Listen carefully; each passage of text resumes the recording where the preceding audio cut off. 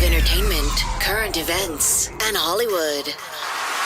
Don't miss Creator to Creators, hosted by the filmmaker Meosha, known for the Shudder hit documentary Horror Noir and the acclaimed film Anatomy of an Anti-Hero, Redemption.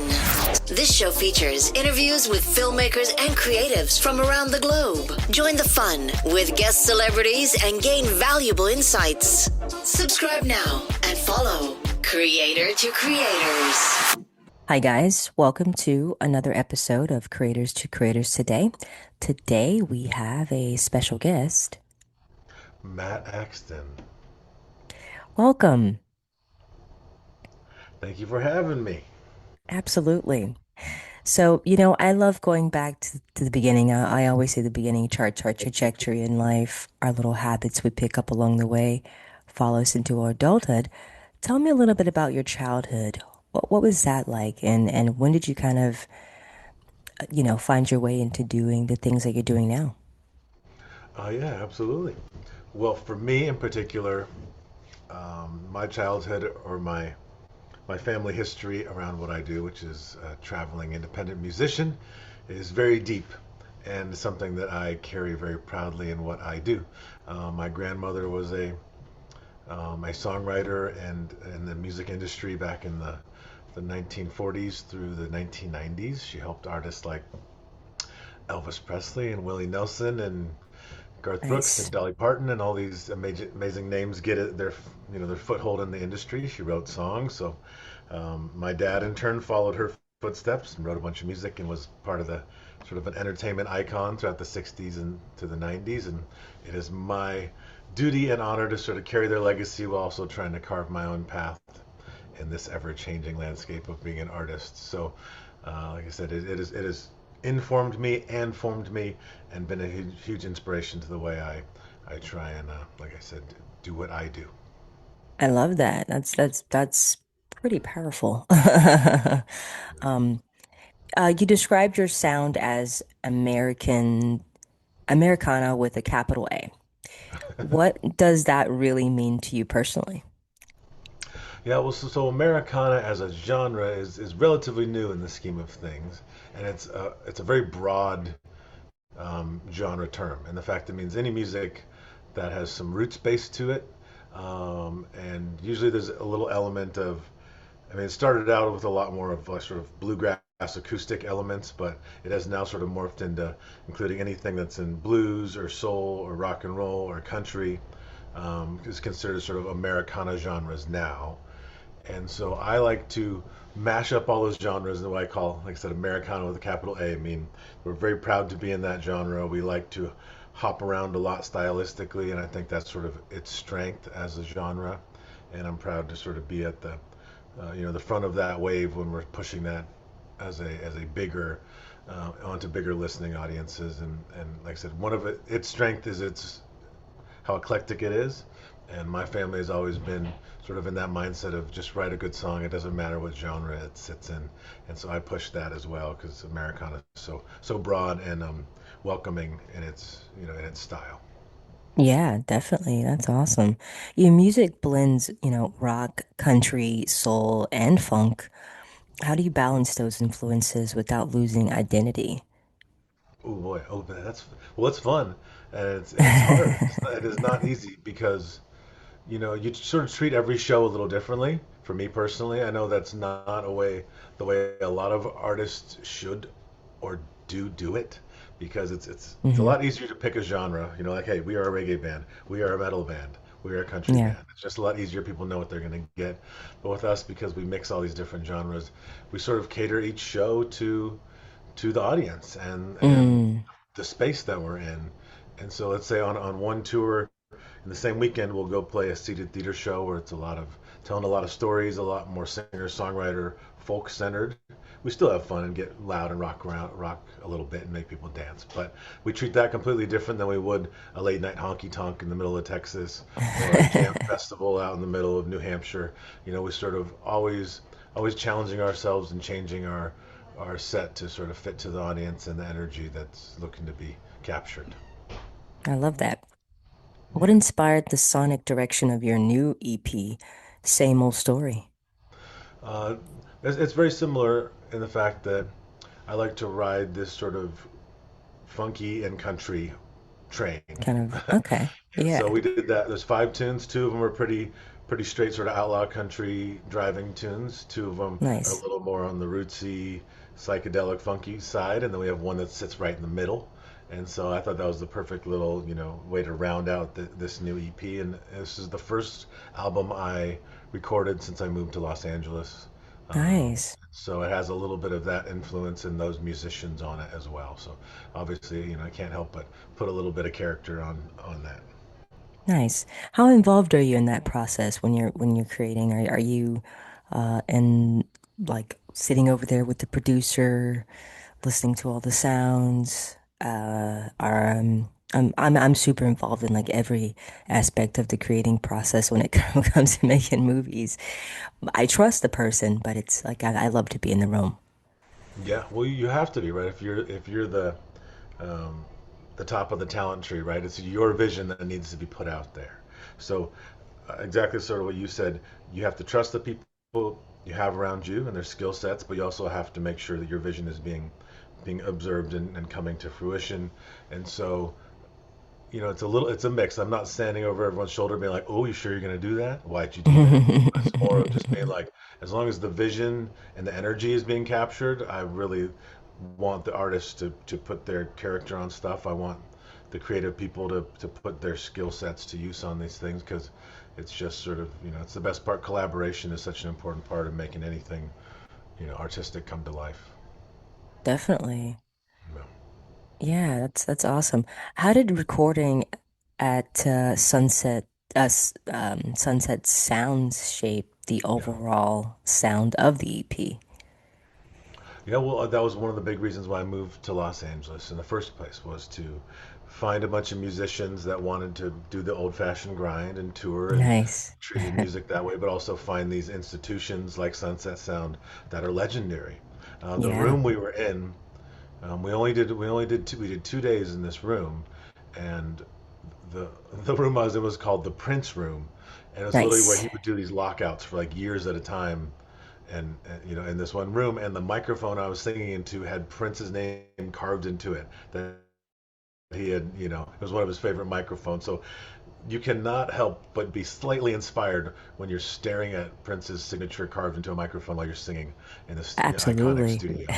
So that, and like I said, I mean, he's on my Mount Rushmore of artists. And even though I'm a I'm a giant mountain man from the from the country in Tahoe in California, Prince is iconic. And it was just amazing to have that element. And as a musician, right, our job is to absorb the area we're in and get some mojo off the walls and put it onto the album. And hopefully we did that. I think we did. Absolutely. Absolutely. You've written over 350 songs. What does your songwriting process typically look like? Yeah, and at least 5 or 6 of those are good, is what I tell people. Uh, but the songwriting process for me, it's varied in the fact that I get this question a lot with so many songs, and my dad had over 300 songs, my grandma had a couple hundred, so there's a lot of songs in the Axton songbook. But for me, it's always been a very different process. Like sometimes you'll come up with the riff on a guitar or on an instrument, and then sort of be like, oh, that's a little funky thing, that's sort of country. Let's build a story around it. Or Hmm. sometimes I'll just be driving down and hit a little, a lyric pops in your head, and then you write it in your head and throw a memo on the phone and then build around there. So it comes in different ways and different waves. And I mean, one thing I do a lot with so many songs, sometimes I'll pick pieces off of old songs and be like, ooh, this part actually fits better now. Let's make a Mm. little, let's make a little transformer out of this sort of, and see what happens. So like on this EP, same old story. Um, there's one song, the title track, Same Old Story, I've had for years and years, probably 10 years. I played with one of my first bands, and it has just sort of morphed and grown into something a little bigger with different guitar parts and, big bridge in the middle and stuff. And so music always needs to move, and, it's never set in stone. Some songs are really lucky and they can come out perfect the first time, but most of the time you got to keep polishing them out. Definitely, definitely. Um, what's one lesson from your family that still guides you today as an artist? Oh, absolutely. This is the easy one. So my dad's biggest song was called "Joy to the World," which is Nice. Jeremiah was a bullfrog, and that was really his mantra around life, and especially around his life in the industry and with other creative people. And the biggest thing that my dad and grandma and my mom too, she's a amazing world class piano player and music professor and psychology professor, is just Nice. create community around the art. That's the best way to do it. Treat people Hmm. with kindness, absorb the world around you, put it back out, give people a little moment to escape or dance or laugh or cry, whatever they need to do. That's our job as artists. Condense life into these small morsels for people to have and really treat people with respect, create a community around your art for other people to join and you can potentially change the world a little bit. And that's sort of why we're doing this thing, make the world a little better place, or at least sound a little Just a better. little bit. Yeah, exactly. Exactly. I was talking to an artist pretty recently, and I think I asked him this question, and he's doing all the things, and as an indie artist, the process, and the kind of the machine that we're kind of put against in a way. You're competing against your Taylor Swifts on the Billboard charts. You're also competing against people who've been around for many years. Do you feel like artists now in today's society with AI and all the things that we have available to us access to makes it easier for the artist to be heard and to get more like visibility? I mean, that's such an interesting question, and one that I think all us independent artists throw around in our brain constantly, right? Like how am I going to how is my noise going to fight through all the other noise that is happening, right? How is my Yeah. sound going to get through this? And that is the double-edged sword of the modern internet age, right? Hmm. It gave us the ability to connect with people all over the world at any time, which is amazing. Somebody in the middle of Antarctica can download my song and connect with that person. It's amazing. But at the same time, everybody has that ability, right? So you really, there's such a bigger pool to choose from, such to be exposed to, and it's really really hard. And I'm not trying to be a downer, and this is something that you realize as an independent artist is that it's so hard right now to battle the larger industry as a whole because they have figured out how to use these algorithms, use social media, and just sort of like flood the algorithms with their music. And to me, I want to go back to an era where I think the biggest artists are the most talented musicians and artists, and we had that for a long time in the industry, and that's what changed the world. And you couldn't really hide. AI is a very interesting turning point right now because now it'll allow people that don't have any real musical, they haven't put the time, which you don't always have to have the time, but that's part of being an artist, right, is growing and learning and shaping around your experiences in your life.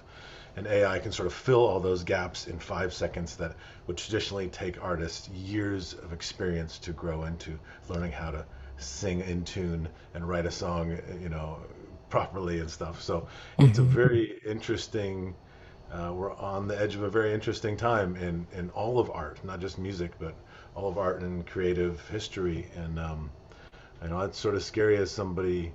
I mean, I've seen just in the last few years how social media and meta and all these things were this really amazing tool for the independent artist, and now it's Hmm. become sort of flipped, and now it's really sort of working against a lot of people in a way because like if you don't have this massive income backing, it's really hard to battle with people that have $100,000 monthly promotion budgets when you're independent artist just trying to get some people to show up to your show in the middle of, you know, Wyoming or something like that. But as our job as creatives is to turn those experiences and use them as fuel and try and, like I said, create a community and get better at it. I think true artistry will always have value and will shine through. And that's sort of what we're hitting as well. Is like there'll be a premium on live artists and people that can really create something organic. Yeah, for sure. How do you stay creatively energized while maintaining such a demanding tour schedule? Oh my goodness, that's a very good question. I don't know if I do. I think I'm going fairly crazy, but um, I mean, for me personally, I grew up, like I said earlier, up in Lake Tahoe, up in the high Hmm. Sierra Nevada mountains here in California. And for me, just as a person, and especially as an artist and creative, nature is a huge thing. Going to find space and Yeah, a little solace, quiet. Getting inspired that way. You have to do it no matter what your business is. You gotta go find your happy place, get grounded for a moment, and come back and get recharged. That's a huge thing. And I also get a lot of inspiration from seeing other musicians and other people, nice. that are trying to do the same thing and connecting with them and giving them ideally a little help when you can. I run a music series here in Los Angeles called a monthly music series called Americana Joy, where it's a free Nice. series and we focus exclusively on people who are doing original music. Like I said, because Americana is so broad a genre, we get all sorts of different artists and styles, which is what I love. And like I said, I get energized from seeing audiences connect with these new artists and becoming fans and sharing these fan bases and growing. And that's the way they did it back in the day. It's not rocket science. It just takes a little care. And that's an amazing immediate thing for me. And I run a music festival in my hometown of Taos City that does the same thing. We raise money um, for local music nonprofits and environmental nonprofits, and we have a big event in front of thousands of people and show off original Nice. artists and those kind of things. Like I said, they keep me going. And but that's stuff bigger than just my personal thing of like how do you wake up every morning after driving 8 hours and entertain some people. I mean, I wish I knew if there was a magic pill for that kind of stuff. I wish I knew it, but in reality, it's just the art is what keeps you motivated, and the people are what keeps you fighting. Absolutely. Yeah, it's definitely your circle is everything. Absolutely.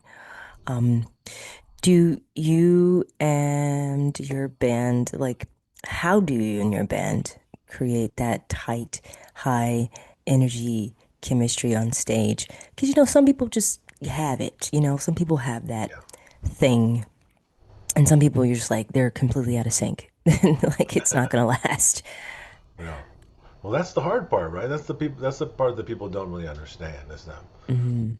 Is that what made the great bands great is their ability to sort of connect with what's happening on stage and Yeah, disconnect with the world for a moment and let people do the same thing, right? Being like, hey, that's true. what's happening out there is happening, but right now we're in this moment together and let's make it really special and organic, I mean, for me. But it doesn't always work. And I came to LA, like I said, to meet musicians who sort of wanted that independent grinding lifestyle, at least, or try to build a reputation and build a brand off of that.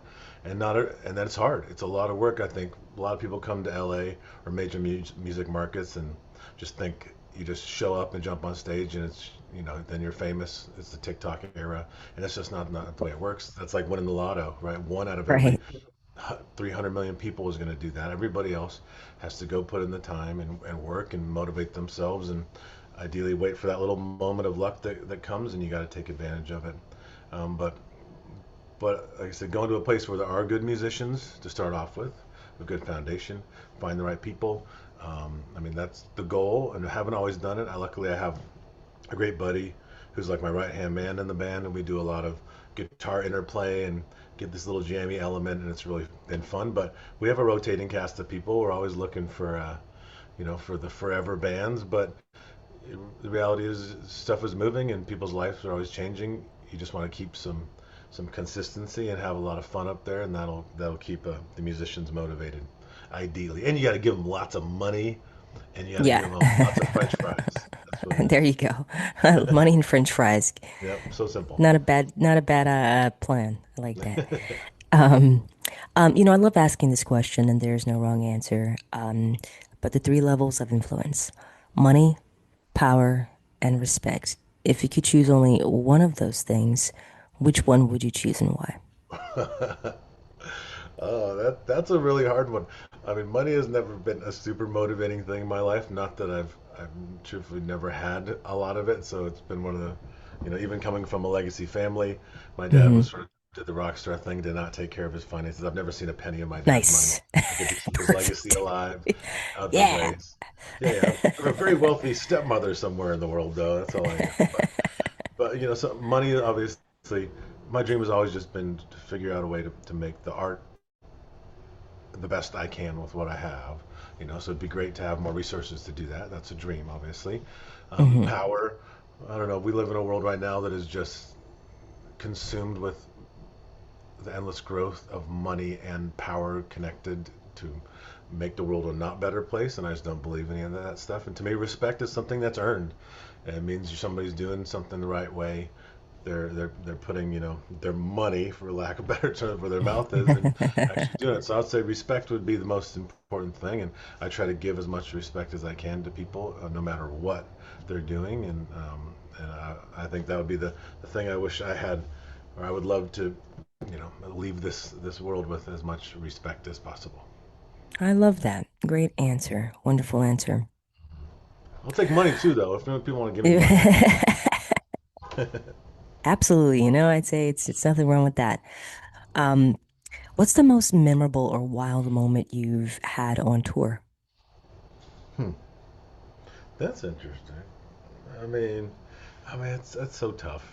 It's so tough because there's something about this last September we did our very first Northeast tour. We're based in Los Angeles and we do a lot. We go out to Nashville a couple of times a year and just sort of tour back and add markets, and there's great stuff there. But we did our very first Northeast tour and we did 34 gigs in 30 days all over the Northeast.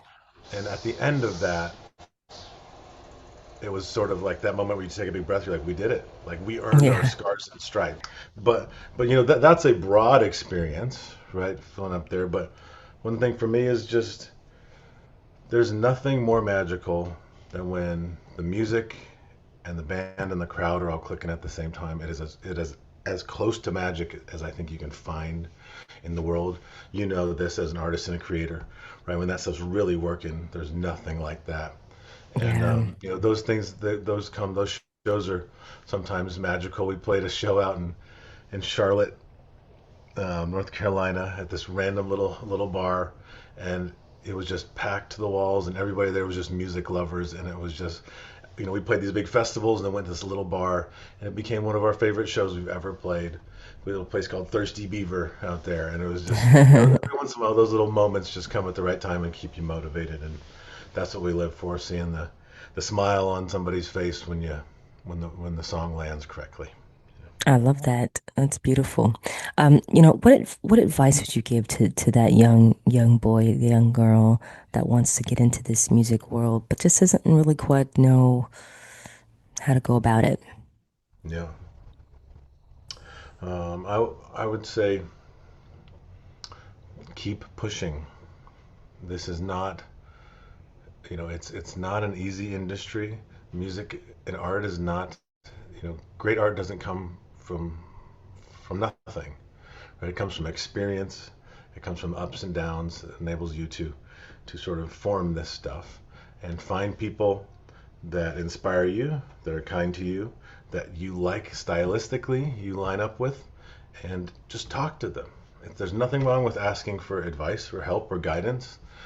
Everybody on this path has been given guidance at some point. Music just didn't start in the 1950s, right? Music and storytelling and all sorts of entertainment has been passed down, and it's sort of a unique human trait, and it's an amazing thing. And so just keep working. You might get a 99 no's, but you'll get that one yes, and that can change everything. Absolutely. Absolutely. You're so right. 99 knows. You got to really love this industry. I always say, the rejections are far, we don't see them obviously because we have our highlight reel online, but gosh, I tell you, I remember having so many no's thrown in my face until I had a yes, and I was just like, my goodness, it just felt like it was never gonna happen. But it's one of those things like you really gotta love that process, and that's definitely a part of it too. Yeah. Absolutely. Well, and it makes it that much better. That's the way, when we're sitting there grinding on these tours, I'm thinking like, I look at my buddy. I'm like, hey, think about when this clicks. Think about in a couple of Yeah. years when we're on the backside of this, how good this is going to feel because we worked hard for it and we earned this thing. We didn't. I've never asked for a handout, but we love Hmm. opportunities, and there's a big difference between between those things.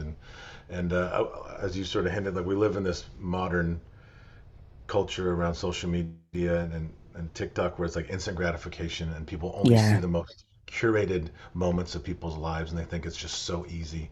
And realize that Yeah. every artist that we have loved, every director, every actor, every musician, they had to go through so much, like we said, the no's before they got their moment. Like like Elton John had 5 albums before he got his first hit. People don't Isn't that see that something? stuff. They just don't understand that that's how the world worked back then because there wasn't a camera on them all the time. People just were working because they loved it and they saw a Hmm. purpose.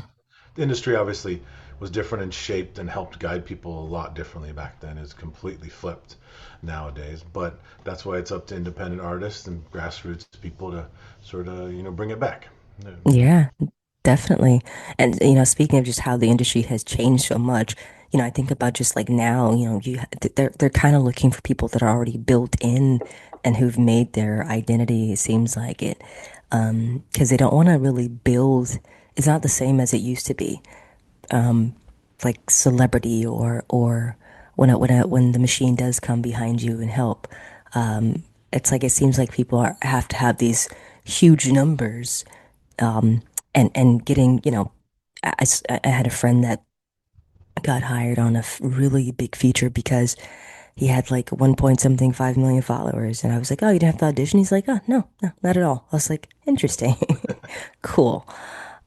Which kind of, it just kind of a little disheartening sometimes. It's like, well, the process of, knowing the lines and going through the audition process and all that stuff versus just kind of looking at the numbers, and it's like, okay, come on in, we can use you because we need marketing and we need you to help push the film or whatnot. So it's definitely changed a lot. Yeah. It's I flipped. don't It's think we're flipped. going back. Yeah. I mean, it seems hard, and like I said, I mean, you're in that industry right now that's so interesting. As you said, you're sort of in the movie, right? Movie Yeah, industry, and that is hitting such an interesting spot, especially in Hollywood, where you see, I think this year at the Oscars was the first year there wasn't a major film nominated Best Picture was not made in Hollywood. They're yeah, made in all these yeah. other markets, and that's what's going to happen. These industries, like the music industry, is painted itself into a corner where it's Hmm. releasing such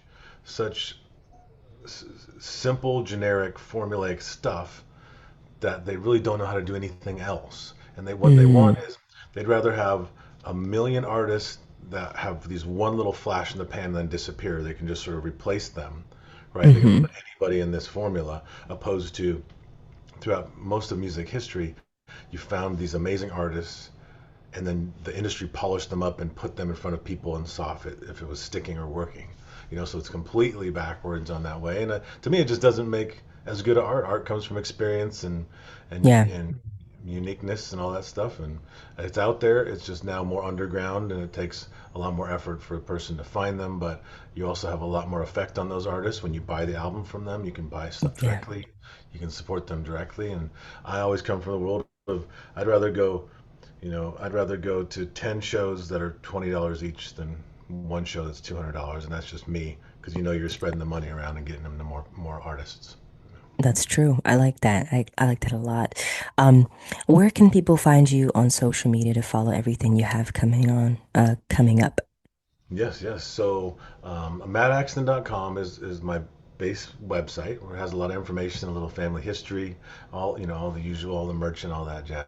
But Matt Axton Music on all the social media platforms is the main forum. And like I said, we're active. We're out there. We'd love to talk to people and give help where we can and share shows where we can. And in the end, just want to, like I said, make the world a little better sounding place. That's all. I love it. I love it. Thank you so much for coming on. It was a pleasure speaking to you. Please come back. Oh, absolutely, anytime. And if you come out here to the West Coast, say hi and like I Definitely. said, always share. Always time for creative souls out there. Absolutely, absolutely. Thank you so much. And thank you all for listening. And always remember to live, love, laugh. We'll see you guys next time. Bye bye. All right. Bye.